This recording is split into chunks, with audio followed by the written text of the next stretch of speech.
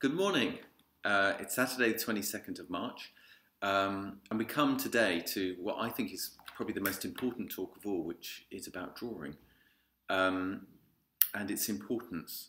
I'm a program leader of a degree called Drawing and Print at UWE, at the University of the West of England in Bristol, and please look it up and please come and see us and see what we do. And really, drawing is a fundamental aspect, what I think, of being human, of making visible our thinking, of making sense of our ideas, of ourselves, and how we do it. And that's what we try and address on the degree.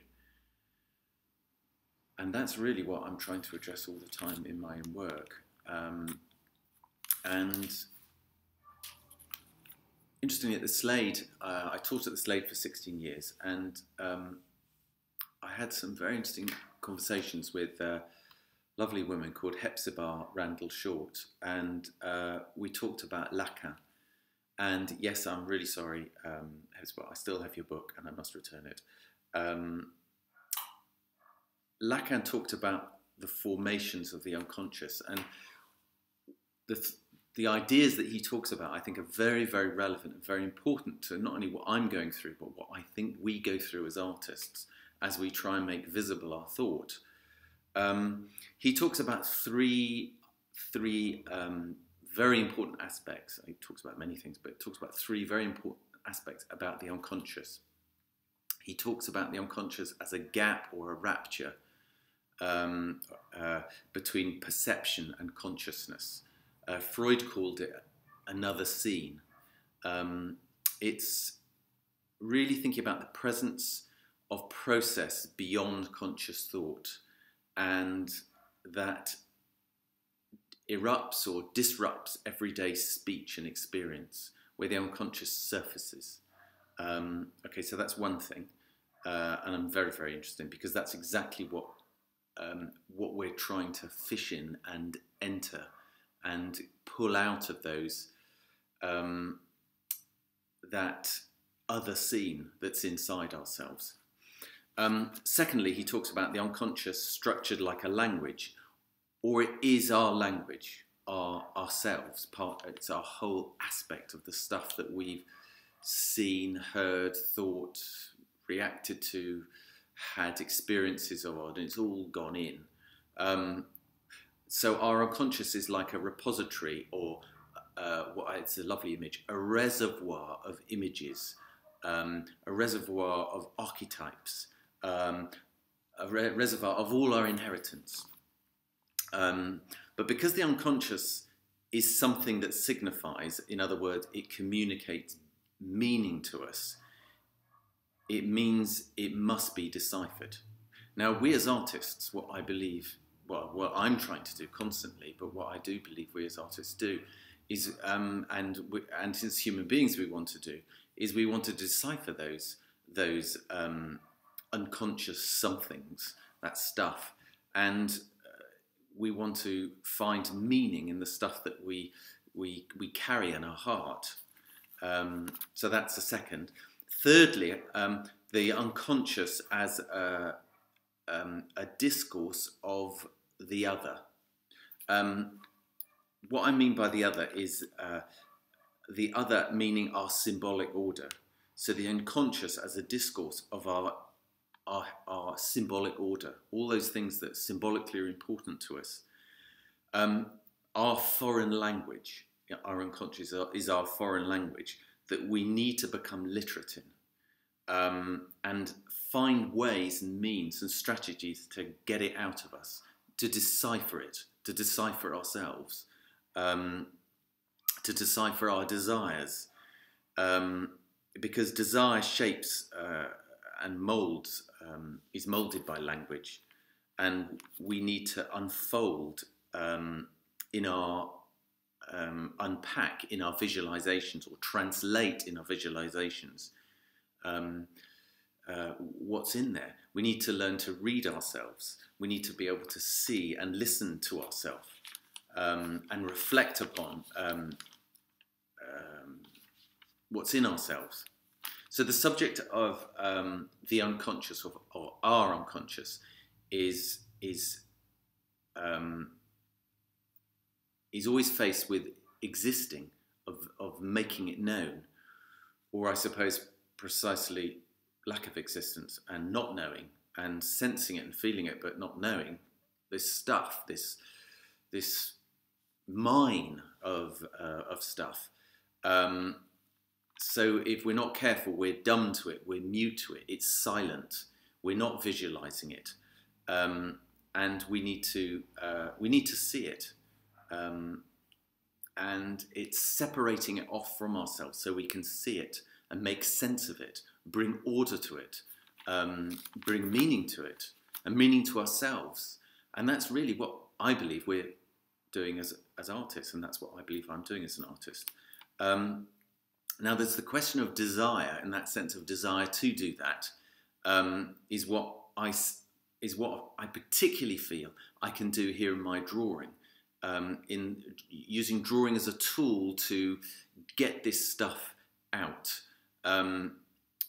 make sense, or a desire to question what is lacking in me in my symbolic order, or make sense of my symbolic order, because I make stuff and I think, yes, but I'm not expressing fully myself. I need to get more of it out, more manifest out of myself. So there's a lot more in me that's constantly seeking to be represented. So the art of drawing for me, or the use, or the language of drawing, helps me to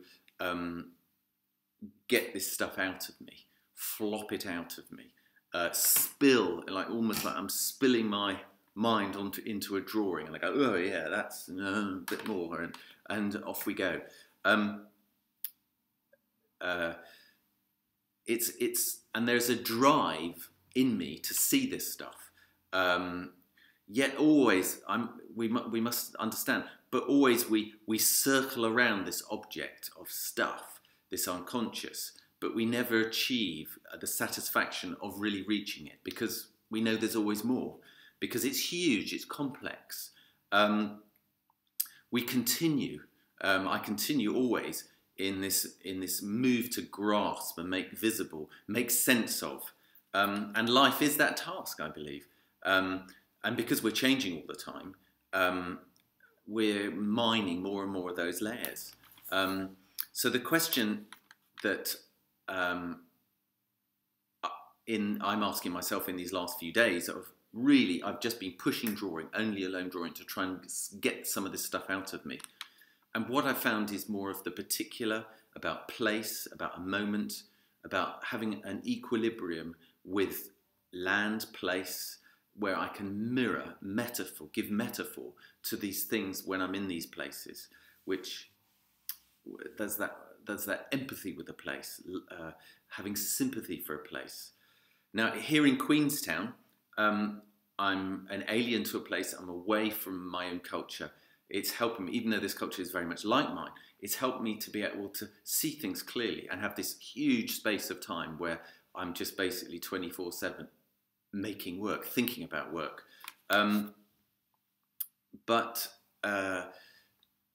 it's making me think about particular places like the Lake District, Cotswolds, Cornwall, Dales, many, many other places, where I'm in a place and I go, oh my goodness, it makes something surface in me, like I've been in Iceland, the Icelandic series, when I was in Reykjavik, when I was in Belgium, when I was in Spain, in Germany, in Regensburg, all Scotland, in Wales, in Ireland, things surface, particular things, and you think, what's this? Where's this come from? But actually, it's come from ourselves, and it's bringing order and sense to those things that we've carried for years.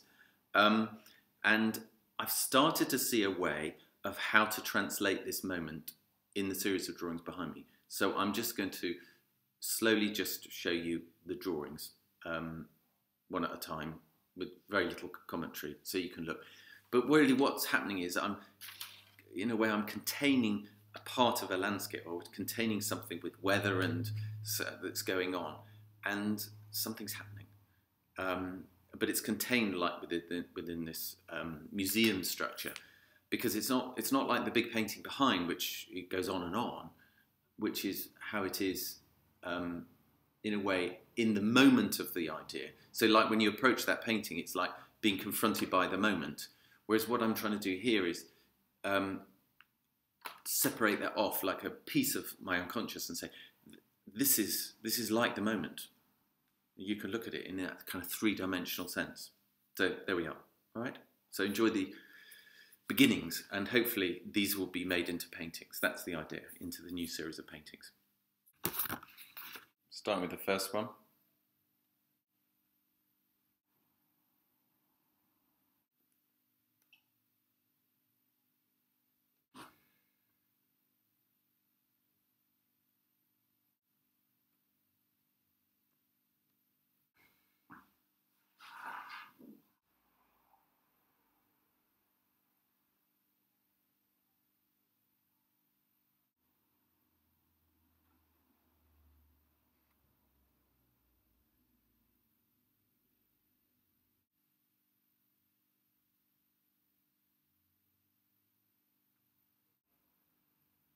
Okay, these ones now I feel I'm starting to really find something. So you can see those things in the sky, those jingly things in the sky, which are in the first painting, are now appearing in the landscapes. I'm getting excited at this moment. These were done at the equinox, whilst we were waiting to hear about Jack the dog, the whippet, and the way he's going to be saved, and things going to really good news is happening. So that's important.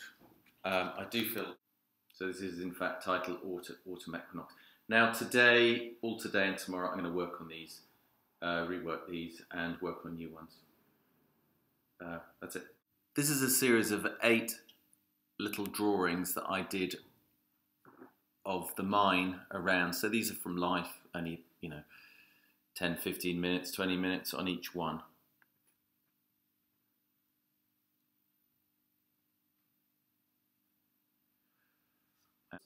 Thinking about poor Jack, because he basically cut a tendon, so the leg was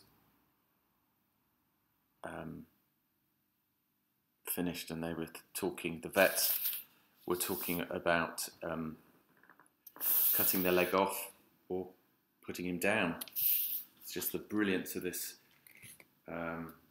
surgeon in Hobart.